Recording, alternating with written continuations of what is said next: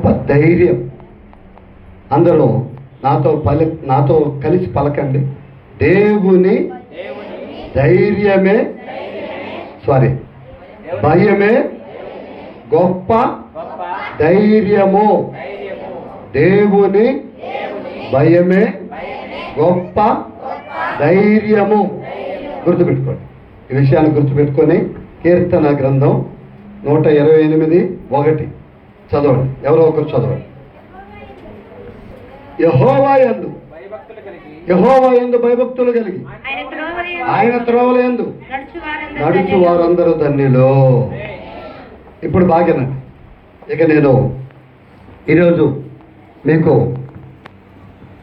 దేవుని వాక్యాన్ని భయము ధైర్యము గురించి వివరించబోతున్నాను. ప్రభు నాకు అది చెప్పమన్నాడు, నేను అది చెప్తున్నాను.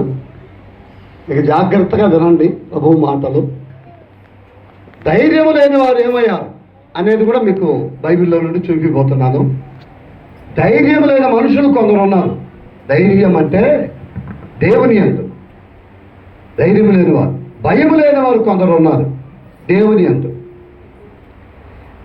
భయం లేని కొన్ని స్థలాలు ఉన్నాయి. అవి కూడా నేను మీకు చూపిపోతున్నాను. ఈరోజు మీరు బాగా రాసుకునేవాళ్ళు. చాలా ఒక అద్భుతమైనటువంటి సందేశాలు మీరు వినబోతున్నారు. దేవుని యందు భయభక్తులు కలిగి ఎవరైతే ఉంటారో వారు ఏమవుతారు అనేది మీరు నేర్చుకుంటారు. ఈరోజు దేవుని యందు భయం ఉండాలి. చాలామందికి ఈ రోజుల్లో భయం లేదు. ఇది విచిత్రమైనటువంటి మాట వినండి. చాలామందికి, చిన్నపిల్లలు కాదు, చిన్నపిల్లల వరకు ఇప్పటి వరకు చెప్పాను, వారు కాస్త నయం, చిన్నపిల్లలు భయపడతారు.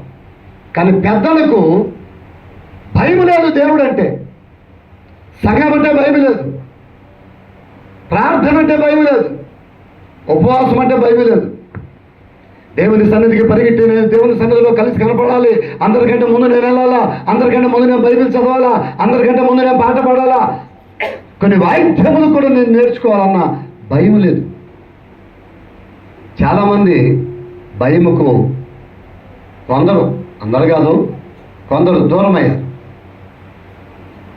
మీరు కాదు, మిమ్మల్ని కాదు నేనేది. బైబిల్ చెప్తాను ఎవరో వాళ్ళు. దేవుని భయం లేక ఏమయ్యారో కూడా చెప్తాను. దేవుని భయం ఉన్నవారు ఏమయ్యారో కూడా చెప్తాను. ఈ నెల 25వ తేదీ ఏముందని చెప్పారు?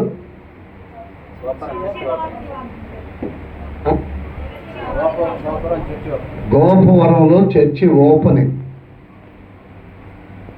మామూలు